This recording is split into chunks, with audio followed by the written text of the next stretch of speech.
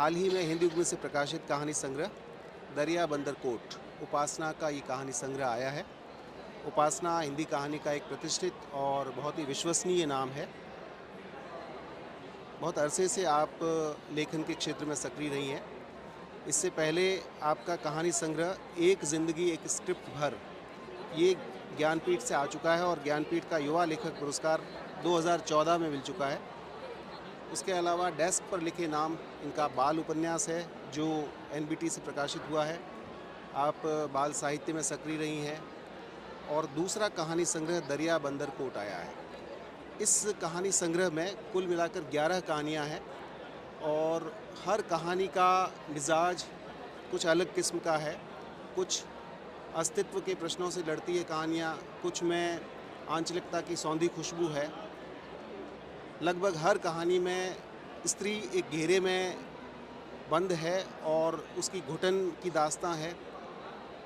इन कहानियों की एक जो बात मुझे रेखांकित कर गई वो ये थी कि अक्सर हम ये मानते हैं कि पढ़ना हमें आनंद देता है, लेकिन ये जो कहानियाँ हैं इनको पढ़ने से ये पता चला कि असल में अच्छा लेखन हमें उदास कर जाता है और लेखन जितना उदास करता है हम अधिक मनुष्य हो जाते हैं, हम मनुष्यतर हो जाते हैं। तो ये कहानियाँ उसी तरह की है। हर कहानी को पढ़ने के बाद एक किस्म की उदासी हमें घेरने लगती है और हम चीज़ों को लेकर पीड़ा महसूस करते हैं, उदास होते हैं और हम बेहतर मनुष्य बनने की यात्रा प्रारंभ करते हैं। इन कहानियों में फौरी तौर पर ये लग सकता है कि कहानियाँ कुछ आंचलिक है, कुछ आधुनिक जनजीवन को लेकर लिखी गई हैं, कुछ में पति पत्नी के जो आपसी संबंध है, लेकिन लगभग हर कहानी जो है वो कहीं न कहीं बड़े प्रश्नों से भी दो चार होती है। पहली कहानी सर्वाइवल जो है वो अस्तित्व के मूलभूत प्रश्न को लेकर के है और एक द्वंद्व इसमें इस कहानी में लगता है कि असल में हम जिस चीज़ को सही मानते हैं, हम मानते हैं कि कोई एक चीज़ गलत हो रही है, उस गलत में एक और सही चीज़ हो रही होती है। तो इस तरह से अस्तित्व को लेकर एक पहेलीनुमा प्रश्न इस कहानी के माध्यम से आता है। इस तरह की बहुत सारी कहानियाँ हैं और आज उपासना के कहानी संग्रह पर चर्चा करने के लिए स्वयं उपासना तो हमारे साथ हैं ही। उसके अलावा कहानी जगत के जाने पहचाने नाम किशोर चौधरी हमारे साथ में हैं, जो कहानियों पर अपनी राय रखेंगे। और साथ ही हमारे साथ में हिंदी के सुप्रसिद्ध आलोचक प्रोफेसर विनोद तिवारी हैं। आप दिल्ली विश्वविद्यालय में प्रोफेसर हैं और पक्षधर नाम से पत्रिका निकालते हैं। आपके मूल्यवान विचार आज हम जान पाएंगे इस कहानी संग्रह पर। सबसे पहले मुझे शुरुआत करनी होगी उपासना आपसे ही कि इस कहानी संग्रह में जितनी भी कहानियाँ हैं अक्सर एक प्रचलित धारणा या प्रचलित एक परिपाटी रही है कि कोई एक कहानी का जो शीर्षक है वही किताब का शीर्षक रख दिया जाता है और इससे एक धारणा ये बनती है कि ये लेखक की कोई पसंदीदा कहानी होगा, प्रतिनिधि कहानी होगा और हम उस कहानी से कहानी संग्रह को पढ़ना शुरू करते हैं। इस स्टीरियोटाइप को आपने तोड़ा है, लेकिन कहीं न कहीं इस शीर्षक के रखे जाने के पीछे कोई न कोई कारण होगा, कुछ न कुछ आपके पीछे विचार होगा। तो सबसे पहले शीर्षक के बारे में थोड़ा सा बताएं। धन्यवाद संजय जी, विनोद जी और किशोर जी, आप दोनों का भी बहुत बहुत धन्यवाद यहाँ आने के लिए। संजय जी ने पूछा है कि इसका शीर्षक मैंने दरिया बंदर कोट क्यों रखा है। तो ये सही है कि इसमें एक भी कहानी इस शीर्षक से नहीं है। मैं पहले सोच रही थी कि किसी एक कहानी को जो मुझे बहुत अच्छी लगती है उसका शीर्षक इस किताब पे मैं रखूं, लेकिन फिर मुझे लगा कि थोड़ा कुछ अलग सोचते हैं। सारी कहानियों का जो मूल स्वर है मैं उसको लेकर अगर कुछ शीर्षक रख सकूँ। अमूमन हम लोग उपन्यास पे यही करते हैं कि जो पूरी कथा है उसका जो मूल स्वर है या बिंदु है उसको लेकर उसका शीर्षक निर्धारित करते हैं। तो मैंने सोचा कि एक बार कहानियों पर ऐसा करके देखूं। तो मुझे लगा कि हर कहानी में कहीं ना कहीं एक जो महिला है या स्त्री है, महिला तो नहीं कहूँगी, स्त्री है, चाहे वो बिल्ली हो या फिर मनुष्य हो, तो वो केंद्रीय भूमिका में है।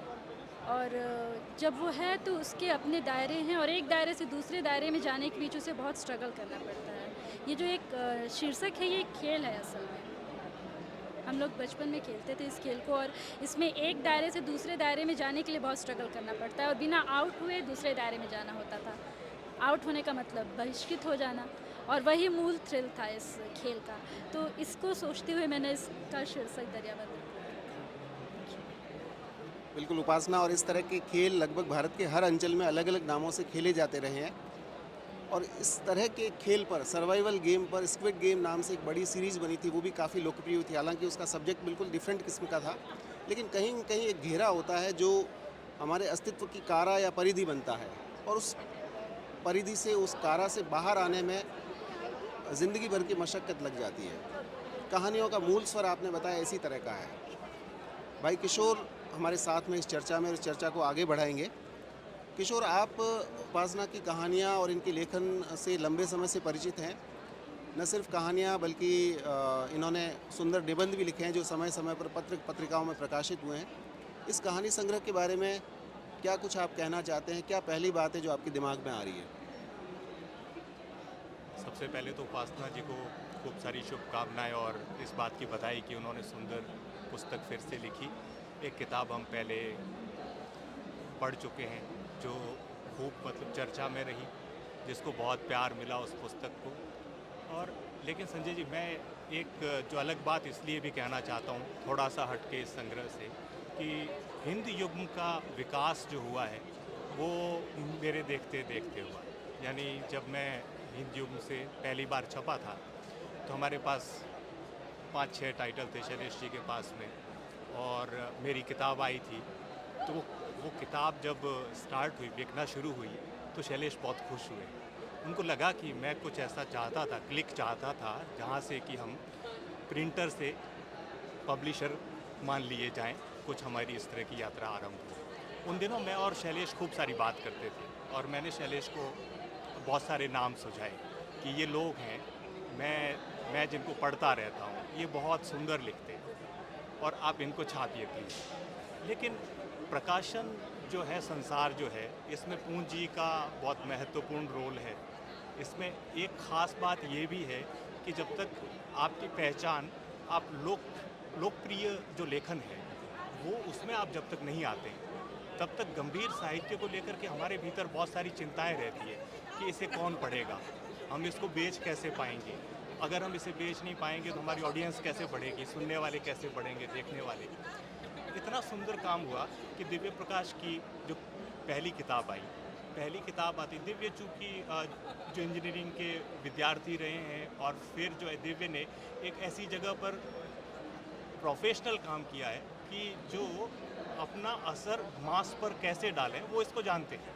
तो उन्होंने इसका बड़ा सुंदर उपयोग किया, और दिव्य ने उस यात्रा को इतनी तेज़ गति से आगे बढ़ाया कि 2 साल बाद मैं दिव्य से बातचीत कर रहा था, तो मैंने उनसे इंटरव्यू किया कि आप लेखन से पैसा कैसे कमाएंगे, क्योंकि हमारे लिए सबसे जो आवश्यक था। तो उन्होंने कहा कि मैं लेखन से ही पैसा कमाना चाहता हूँ। वो दिव्य अपना काम करते रहे लगातार, और उन्होंने सोशल मीडिया का अच्छा उपयोग किया पीआर के लिए, जो वो एक कदम भी पीछे नहीं हटे। आमतौर पे लेखक बड़ा संकोची होता है, जब उसे कोई कहे कि हम आपको छाप देंगे, हम आपका इंटरव्यू कर लेंगे, तो वो यूँ थोड़ा पीछे हटता है कि नहीं मैं क्या करूँगा, बहुत अच्छे लोग हैं, उनसे करिए। पर उन्होंने आगे बढ़ करके इन सारे संपर्कों का उपयोग किया। तो ये हिंद युग जिसके पास 5 टाइटल थे, और वो तेज़ गति से बढ़ा, और धीरे से हम एक ऐसे मकाम पर आ गए कि जहाँ किसी किताब की 1 लाख कॉपी बिक रही है। उसके साथ ये राग नीलोत्पल आए, और उनका पहला उपन्यास जो था डार्क हॉर्स, वो कहीं और से छपा था। ये बात मैं इसलिए कहना चाहता हूँ कि वो छपा तो था, अगर उस पुस्तक को जन जन तक पहुँचना ही था तो पहले क्यों नहीं पहुँची? वो शैलेश के पास है। हिंद युग ने उसको सही तरीके से बाज़ार और पाठकों के बीच में रखा। तो वो कॉपी जो पहले छपी थी, जिसके बारे में हम कुछ नहीं जानते थे, उसकी 1 लाख कॉपी बिकने में बहुत कम समय लगा। नीलोत्पल और दिव्य, ये 2 ऐसे लोग हैं कि जिन्होंने लोकप्रिय लेखन के माध्यम से हिंद युग प्रकाशन को आर्थिक रूप से समृद्ध किया। और वो जैसे समृद्ध हो रहे थे, मैं अक्सर कहता था शैलेश से कि आप बहुत सारा पैसा कमाइए, क्योंकि हमको बहुत अच्छे लेखकों को छापना भी, हम वो बोझ कहाँ से उठाएंगे, पैसा चाहिए हमको इस काम को आगे बढ़ाना है। तो ये 2 लोग हैं। इसके बाद में क्या होता है कि बड़े खूबसूरत लेखक जो हिंद युग के साथ में जुड़े, उस समय पहल दौर में जब नवनीत जी का संग्रह आया, कविता संग्रह आया, मन कीला नहीं होता।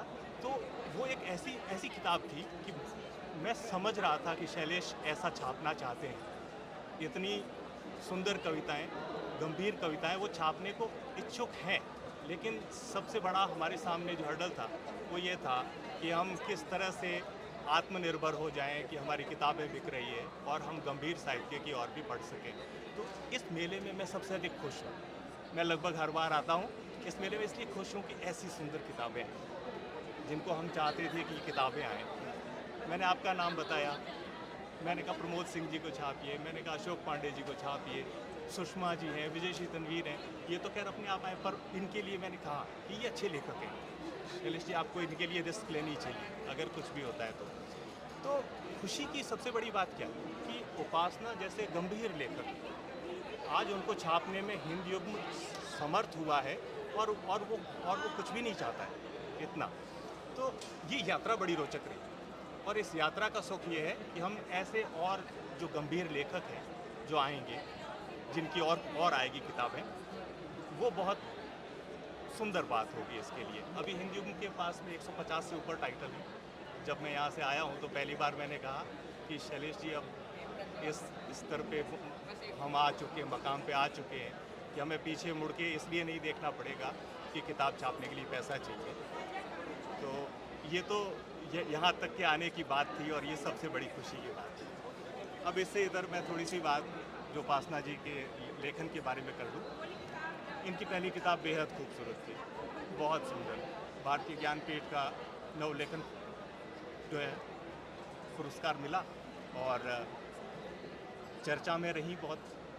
उससे भी सुंदर बात ये थी कि लोगों ने ये कहा कि ऐसे लेखकों को जब आप सम्मानित करते हैं तो आपके सम्मान का सम्मान होता है। तो ये बहुत अच्छी बात थी उसमें। उपासना जी की किताब मैंने ऑर्डर कर ली थी, ये मेरे पास आ चुकी थी और मैं जान रहा था कि मैं इसे पूरा नहीं पढ़ पाऊँगा, पर मैंने 3 कहानियाँ पढ़ी हैं इसकी। सर्वाइवल जो कहानी है, पहली कहानी, उसे पढ़ कर के मैं बहुत देर तक अपने भीतर खोया रहा। मुझे लगा कि जो नियम है कुदरत का कि आपको अपने को बचाना है, आप अपने आसपास को बचाना है। कहानी 4 लेयर से 5 लेयर तक में चलती है। बार बार आपको ये याद करना पड़ता है कि इस घटना का उससे क्या ताल्लुक है। रोचकता बहुत है। आप एक सांस में पड़ जाएंगे, लेकिन फिर आपको लौट के वहाँ आना पड़ेगा। इसलिए आना पड़ेगा कि आधुनिक शिल्प में इतने सुंदर कथानक और इस ढंग से भाषा में जो लिखे जाएं, तो रेंज बहुत बड़ी है उपासना जी की। वे हर तरह से लिखती हैं।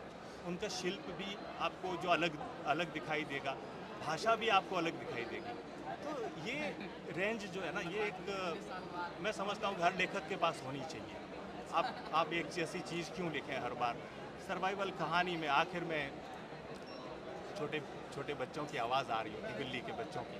उस वक्त मैं रुक करके सोचता हूँ कि यही तो कुदरत है कि आप जिस चीज़ को ख़त्म कर देना चाहते हैं, वो चीज़ खुद को बचा लेना चाहते हैं।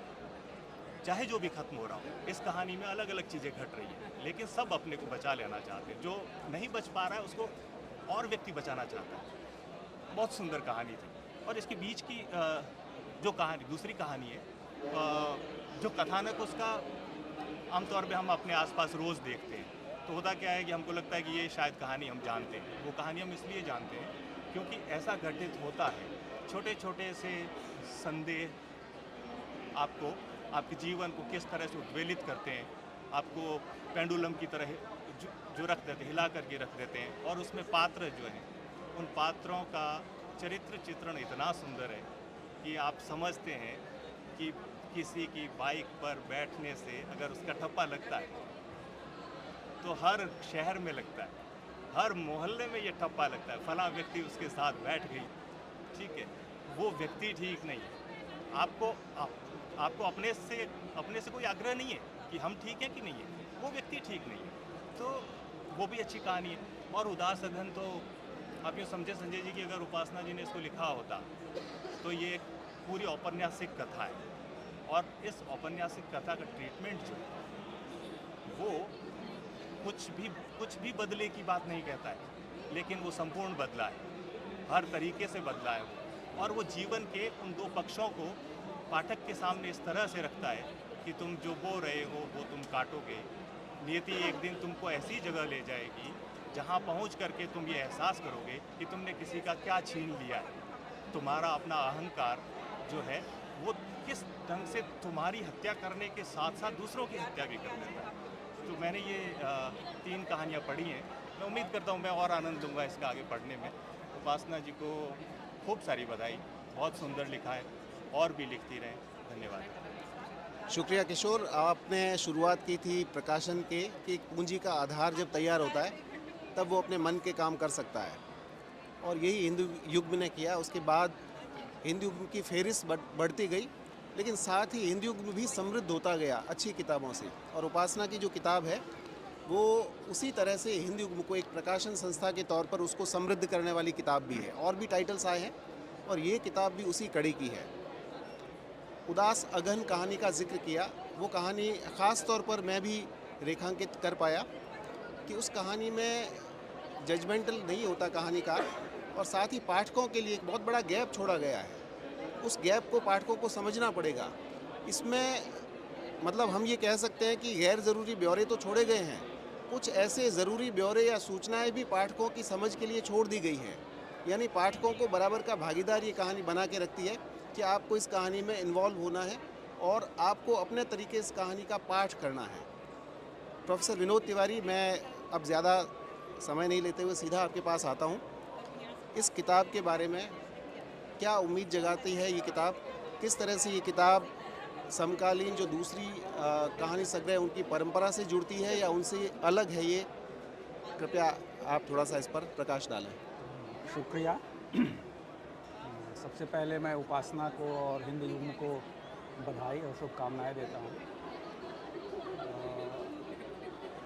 उपासना आज जो युवा कथा का समय है उसमें मैं जब भी पढ़ता हूँ उपासना को तो थोड़ा सा अलहदा पाता हूँ, अपनी भाषा में भी और अपने उस पूरे किस्सागोई और कथ्य की शैली में भी। ये दूसरा संग्रह है इनका, और अभी जैसे कि बातचीत हो रही थी तो निश्चित तौर पर अगर हम देखें कि यह अलहदा होना या अलग होना आता कहाँ से है उपासना की कहानी में, तो जो लोक भाषा का एक तरह से पुनर्वास है इनकी कहानियों में। लगभग जो बिलाते शब्द हैं, गुम होते शब्द हैं, आप इसी संग्रह में देखें तो जैसे मनसाइन पूरब का एक ऐसा बोली में ऐसा शब्द है जो पूरब का है वो जानता है। इस तरह के अनेकों ऐसे शब्द जो जिसको हम लोग कहते हैं धरौआ शब्द, तो वो धरौआ शब्द उसका पुनर्विष्कार करना, उसको पुनर्सृजित करना और फिर उसका एक अपनी आधुनिक भाषा में उसका पुनर्वास करके ले आना, यह दरअसल महत्वपूर्ण है। सर, लेकिन एक चीज़ है कि जो इन शब्दों को नहीं जानते, जैसे मैंने भी कहानी पढ़ी प्रत्युषा उषा, उसमें इस तरह के बहुत सारे शब्द आए, तो कहीं भी इन शब्दों के बारे में अज्ञान या कम जानकारी आपको कहानी का सूत्र पकड़ने से रोकती नहीं है, कहीं भी बाधा नहीं बनती। कतई नहीं। दरअसल भाषा असल में जो हम शब्द नहीं भी जानते हैं, जैसे मैं कहूँ कि कुछ भाषाएं जो हम जानते हैं और कुछ जो नहीं जानते, लेकिन कई बार हम सुन करके, जैसे इन्हीं का शब्द है कि अकीनना, तो अकीनने का अर्थ यह हुआ कि हम उसको कयास लगा के, चिन्ह करके, पहचान करके हम उसको पकड़ते हैं। पाठक को यह करना होगा और पाठक बड़े आराम से करता है। अब जैसे आप रेणु को लें तो रेणु के यहाँ ऐसे बहुत सारे शब्द हैं, लेकिन वो कहीं भी प्रवाह नहीं बाधित होता है। कथा का, किस्सागोई का जो प्रवाह है वो नहीं बाधित होता है। तो इस लिहाज से जो उपासना की कथा भाषा है वह अपने समकालीनों से भिन्न हो जाती है। लोक को बहुत सारे लोगों ने रचने की कोशिश की है। लोक के तमाम जो आधार हैं, उपकरण हैं, भूगोल और उसकी क्षेत्रीयता के साथ, तो ऐसा नहीं है कि ये जनपदी या क्षेत्रीयता को रच रही हैं, ऐसा कहीं नहीं है। लेकिन वो जो किस्सागोई जो वाचिकता में कहीं दबी पड़ी थी, उस वाचिकता को एक लिखित और मुद्रण में जब ये ले आती हैं तो स्वाभाविक है कि वो कथा भाषा भिन्न होती है।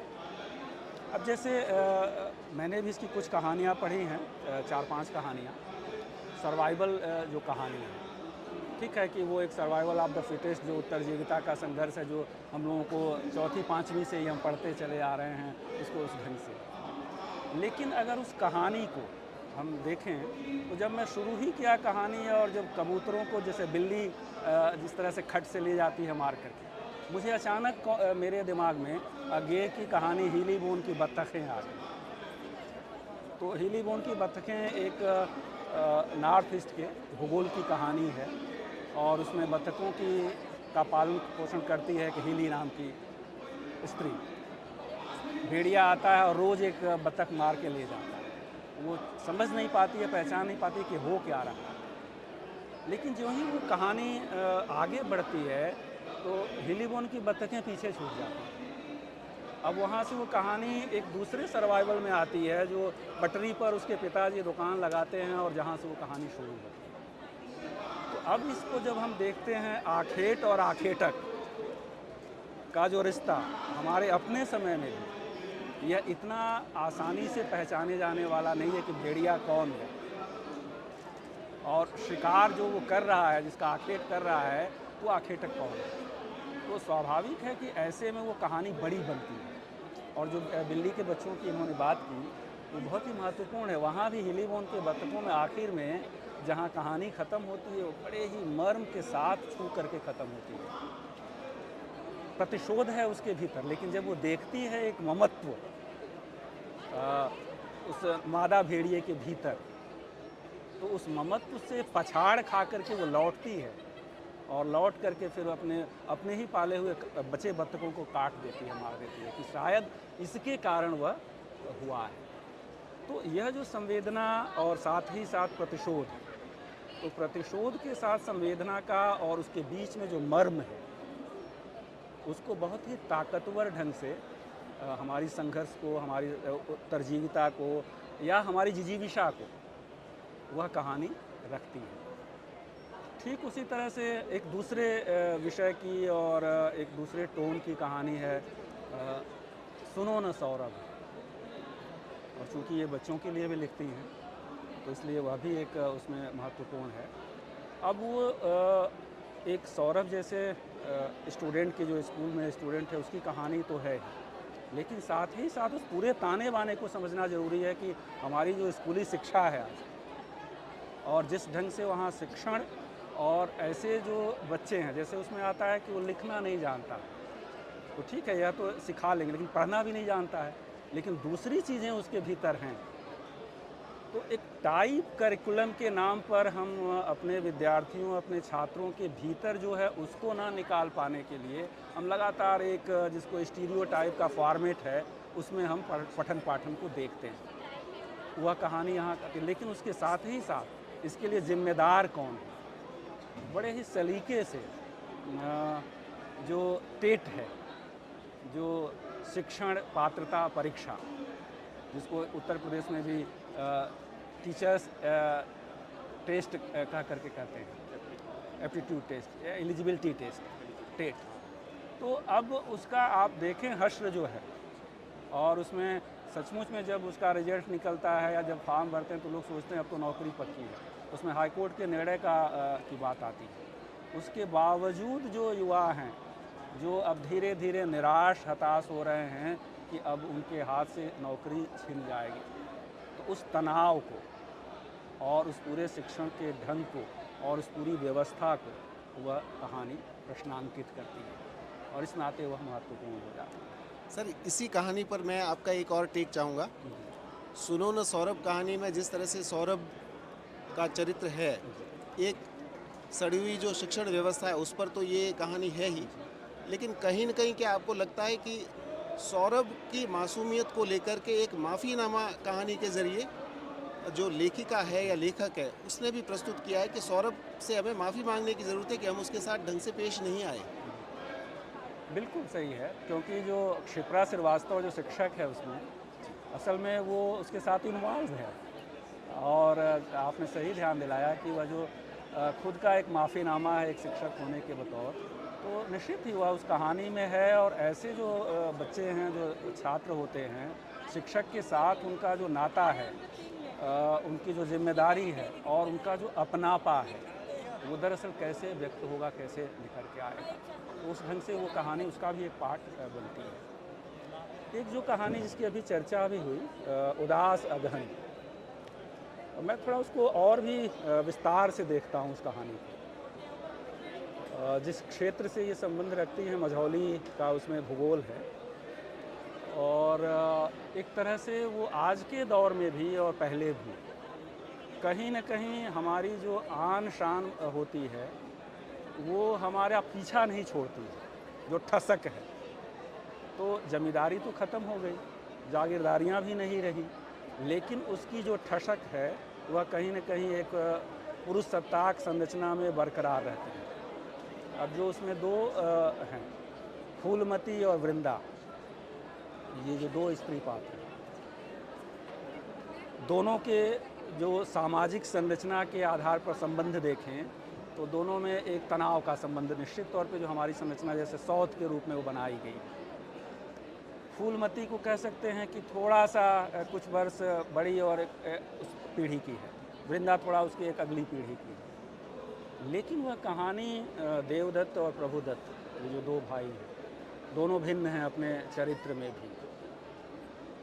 दरअसल एक स्त्री या वृंदा और फूलमती जैसी स्त्रियां अभी भी हमारे यहाँ जहाँ हम पहुँचे हुए हैं, जिस कहते हैं ना कि हम विकसित होकर के बहुत आगे पहुँच चुके हैं, लेकिन ऐसा है नहीं। गाँवों की संरचना में अभी भी देखेंगे तो इस तरह की संरचना उस कहानी में जैसे रखी गई है आपको दिखेगी। मुझे आश्चर्य हुआ उस कहानी को देख करके, जो आखिर है कहानी, स्त्री किसी बहुत वोकल ढंग से या हिंसक ढंग से बदला नहीं लेती है। उसका जो प्रतिशोध है, वो कहानी कहती है कि मैं जिस ढंग से पीड़ित और अपने अंदर जो मैंने महसूस किया है, जो आरोप है मेरे ऊपर, आखिर में जब वो तुम्हें भी वही एहसास हो, इसलिए मैं तुमको इस हालत में छोड़ रही हूँ।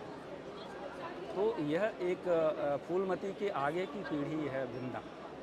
फूलमती तो ठीक है चली आई या उसको निकाल दिया गया या उसका जिस ढंग से उसके साथ व्यवहार हुआ, वृंदा को उसके साथ दोबारा भेजा गया। तो इस ढंग से हम देखते हैं तो वो एक स्त्री विमर्श के बिना मुखर हुए, क्योंकि आजकल हम जिसको स्टीरियोटाइप या फैशन कहते हैं स्त्री विमर्श का, तो उसमें बहुत ही रेटोरिक है। लेकिन रेटोरिक होना उपासना की भाषा नहीं है।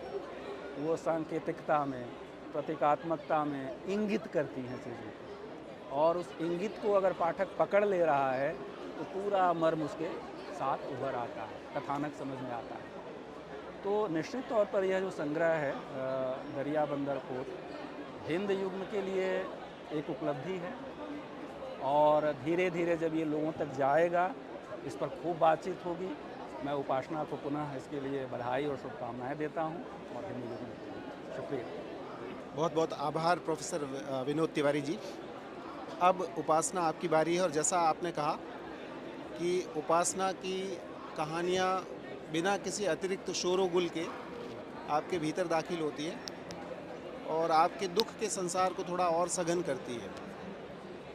जितनी भी कहानियाँ हैं इसमें, उन कहानियों में एक आध कहानी ऐसी भी है, बल्कि एक से ज़्यादा, जो मुझे दूसरी बार पढ़ी हुई लगी। एक आध बार शायद जोधपुर में आपने किसी कार्यक्रम में इन कहानियों का पाठ किया था। सर्वाइवल भी उसी में एक कहानी है, मुक्ति कहानी भी मैं पढ़ चुका हूँ। तो क्या इन कहानियों का कई बार पुनर्लेखन आपको करना पड़ा?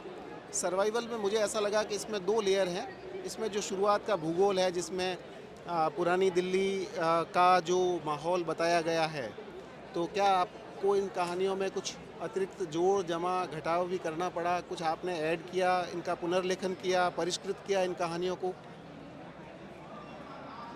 Thank you Sanjay ji. जो सर्वाइवल कहानी थी, वो सच बताओ तो जो कबूतर का हिस्सा था, वो मेरा मैं भुक्तभोगी हूँ उसकी। और मुझे लगता है कि जिस समय हम लोग बड़े हो रहे थे ना, तो हम सभी लोग कभी कुत्ते पालते थे, कभी बिल्लियाँ पालते थे, और इस तरह का अनुभव मुझे लगता है सभी को होता होगा कभी न कभी, कि आपने किसी को बहुत प्यार से रखा हुआ है और उसकी असामयिक मृत्यु आपको झेलनी पड़ रही है, और ये दुख बहुत क्रूर हो जाता है अगर आपको पता हो कि इन सब के पीछे कौन है। तो इस चीज़ को मैंने थोड़ा आगे बढ़ाने की कोशिश की। इस संग्रह में एक कहानी है लाल गुंजे का बटुआ। ये सर ने ही छापी थी पक्षधर उसके बाद में ही जी। ये पक्षधर के अभी हालिया अंक में आई है और इस कहानी का मज़ेदार पहलू ये है कि मैं इसे 2 साल से लिख रही थी और टुकड़ों टुकड़ों में लिख रही थी। और जब विनोद जी ने मांगी इस कहानी को तो मैंने इसे फिर से निकाला कि इस कहानी पे मैं फिर से काम करूं। और मुझे याद है कि मुझे लगता था कि ये कहानी पूरी नहीं हो पाएगी। एक दिन रात को 3 बजे मैं काम कर रही थी, मैंने विनोद जी को मैसेज किया कि बस मैं आपको 2 दिनों में और भेज दूँगी। मुझे लगता था कि मैं ये टाइमलाइन अपने ले दे रही हूँ कि अब ये ख़त्म हो कहानी। तो फाइनली वो ख़त्म हुई और पक्षधर में आई, उसके बाद इस संग्रह में भी है। और उदास अगहन जिस कहानी की आप बात कर रहे हैं वो एक्चुअली लोक में थी कुछ इस तरह की कहानी और 20% हिस्सा मेरा सुना हुआ था, बाकी उसको मैंने पढ़ाया है। इस तरह से इस किताब के बारे में कुछ और बताना चाहें, किस तरह से कौन कौन सी कहानियों का आपने चयन किया इस संग्रह के लिए? कौन सी ऐसी कहानी इस किताब में है जो व्यक्तिगत रूप से आपको पसंद है या सारी कहानियाँ आप कहेंगी पसंद है? कोई एक कहानी जो आपको लगता है कि इस किताब में होनी ही चाहिए थी, या फिर आगे की कहानियाँ जो आप लिख रही हैं उनके बारे में बताना चाहें? एक और इंटरेस्टिंग बात यही है लाल गुंजे का बटुआ लेकर कि मैं इसे उपन्यास के तौर पे बढ़ा रही थी और अभी भी मैंने सोचा है कि जो बलिया का इतिहास है स्वतंत्रता संग्राम का और एक ख़ास वर्ग को लेकर जो मानसिकता है वहाँ पे, उस चीज़ को लेकर मैं सोच रही हूँ कि इस कहानी को और बढ़ाऊँगी आगे। और बाकी सुनन और सौरभ कहानी मेरे ज़्यादा नज़दीक है क्योंकि वो सारी चीज़ों को मैंने बहुत नज़दीक से देखा है, तो वो मेरे निजी रूप से मुझे बहुत प्रिय है वो कहानी। बिल्कुल, बहुत बहुत शुभकामनाएं और बधाइयाँ देंगे उपासना आपको। और अभी तक की पुस्तक मुझे पूरी उम्मीद है कि बहुत अच्छी तरह से रिसीव हुई है। लगातार इसके पाठक बढ़ेंगे। इस तरह की कहानियों को पढ़ा जाना चाहिए, इस तरह की किताबें और आनी चाहिए। आपको बहुत बहुत शुभकामनाएं, बधाई, और आगे भी आप इसी तरह की कहानियां हमारे सामने लाती रहें। इन्हीं उम्मीद के साथ आपको एक बार फिर से बधाई और प्रोफेसर तिवारी आपका बहुत बहुत आभार। किशोर जी आपका बहुत बहुत शुक्रिया।